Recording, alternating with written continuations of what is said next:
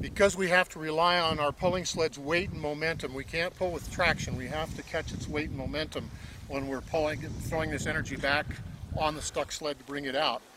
We have to have the room to get that sled moving. This is a slick tape retrieval line. Comes a little nylon bag like that.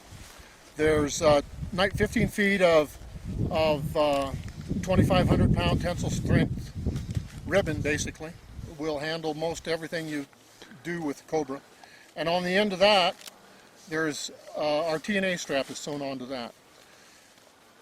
When we're pulling on a stuck sled, we really don't like hooking into a ski loop. You can do it, a lot of people do it, A-arm or something. The best way we've found to hook onto a sled to pull, whether you're pulling with the Rattler or with the Cobra, is to take a TNA strap, which is about 5 feet long, slip that on the back of the ski that you're going to be pulling on, pull it up nice and snug against the spindle.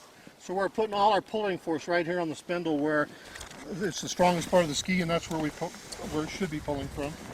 Now I've got all this distance that gives me the slack to get my pulling sled moving.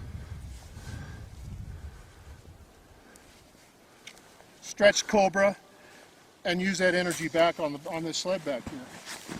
If I did nothing but start this sled up,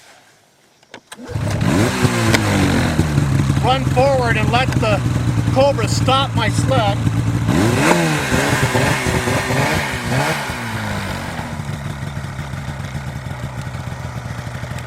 lock my brake, we have Cobra pulling for 300 pounds. Essentially, we've taken 300 pounds off that stuck sled. Had I hit that a little bit harder, when Cobra stopped stretching, turned into a rope essentially, I would have jerked that sled forward about 2 feet with all of this, catching all this weight at the end of that, and it would have jerked the sled forward. I would have 300 pounds of rubber pulling for me. Right here, this tension still pulling at that point. So I've got the track spinning on that sled when all this happens. The track's spinning, you jerk them 2 foot into that when the sled stops, and you've got all of this coming at you to bring the sled on out. If it's a bad spot, I don't even want that guy to throttle. This is the safest way to do any of this. I'm going to set up like this, let this Cobra stop my sled. I have 300 pounds pulling right here and I'm not doing anything. I walk back here, I could take my Rattler now, hook in here, lay back with my body, and give with the Rattler, give him another 200 pounds. What we're doing with these pulling tools is taking weight off that stuck sled, allowing the track to move the sled again.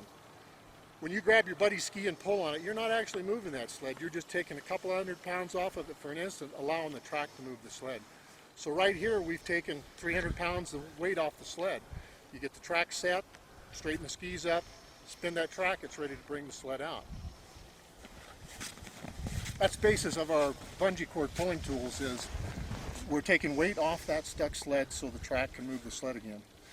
If you have an 800-pound sled stuck in snow and you grab a hold of the ski and pull on it and the track's just spinning in the air, you can't expect to move it. You're trying to move 800 pounds with 200 pounds of assistance.